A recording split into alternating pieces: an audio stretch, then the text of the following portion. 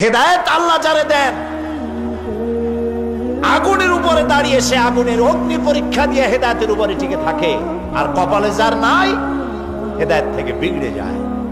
এই জন্য আল্লাহর কাছে দোয়া করতে হবে, রব্বানা লা তুজিগ কুলুবানা বা'দা ইয হাদাইতানা ওয়া হাব লানা মিন লাদুনকা রাহমাতান ইন্নাকা আনতাল ওয়াহ্হাব।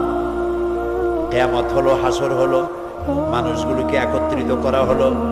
এবার আল্লাহ দরবারে আল্লাহ রাব্বুল আলামিন হিসাব নিবেন, নিকাশ করবেন, হিসাব নেবেন। দুই ধরনের হিসাব হবে।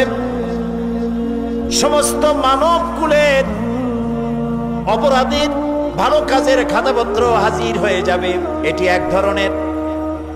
আর মুমিন ব্যক্তিদের অপরাধের খাতাগুলিও এক জায়গায় হবে আল্লাহ রাব্বুল আলামিনের সামনে। নবীজি বলেছেন দোয়া করো আল্লাহর কাছে এভাবে, আল্লাহুম্মা হাসিবনি হিসাবান ইয়াসীরা।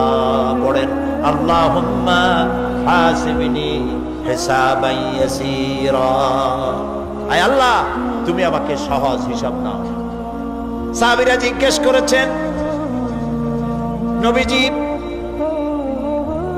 সহজ হিসাব কাকে বলে? আল্লাহ নবী বলেছেন কিয়ামতের দিন আল্লাহ রাব্বুল আলামিন যদি কাউকে ক্ষমা করতে চান, কারো প্রতি যদি আল্লাহর দয়া হয়ে যায়, তাহলে রব্বুল আলামিন তাকে এক পর্দার আড়ালে নিয়ে যাবেন আর জিজ্ঞেস করবেন, বান্দারে এই সব গুনাহ করছো নাকি? গুনাহগুলির নাম আল্লাহ বলবেন, দেখায় দিবেন এই এই গুনাহ করছিস। আল্লাহ আল্লাহ